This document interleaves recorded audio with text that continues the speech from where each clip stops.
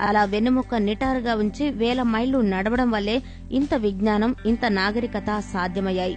ఇదంతా సైన్స్ చెబుతోన్న సత్యమే. అయితే ఇప్పుడు ఆధునిక మానవుడు తనని ఈ స్థితికి తీసుకొచ్చి మిగతా జంతువుల కంటే భిన్నంగా నిలిపిన వాకింగ్ నే నిర్లక్ష్యం చేస్తున్నాడు.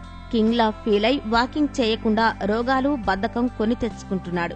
ఏ వ్యాయామం చేయని వారైనా చిన్న చిన్న పనులకి నడుస్తూ వెళితే బోలెడు లాభం అంటున్నారు డాక్టర్స్. ఇక రోజు 5 నిమిషాల మొదలు గంట వరకు ఎంతసేపు నడక కొనసాగించినా లాభాలే లాభాలు. అవేంటో చూసేద్దామా? ఎంత చిన్నపాటి వాకింగ్ కోసమైనా మీరు ఒక్కసారి అలా కాలు తీసి బయట పెడితే ఒంట్లో కెమికల్స్ రిలీజ్ అవుతాయి.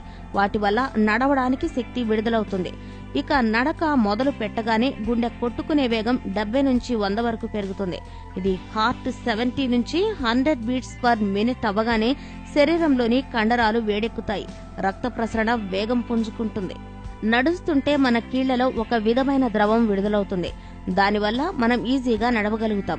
ఈ విధంగా శరీరంలోని బిగుతుతనం పోయి ఫిట్నెస్ వస్తుంది నడవడం వల్ల. ఇదే సమయంలో మీ ఒంట్లో నిమిషానికి 5 క్యాలరీలు ఖర్చవడం మొదలవుతుంది. ఫ్యాట్స్, కార్బోహైడ్రేట్స్ బర్న్ అవుతాయి.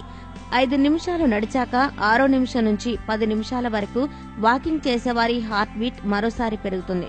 నిమిషానికి 100 నుంచి 140 సార్ల దాకా గుండె కొట్టుకోవడం జరుగుతుంది.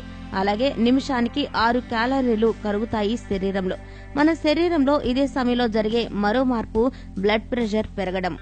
రక్తం కదిలే వేగం పెరగడంతో ఒంట్లో మరిన్ని కెమికల్స్ విడుదలవుతాయి. వీటి ఫలితంగా రక్తనాళాలు సాగుతాయి. ఎక్కువ రక్తం కండరాలకు అందుతుంది. ప్రతిరోజు వాకింగ్ వల్ల రక్తనాళాలు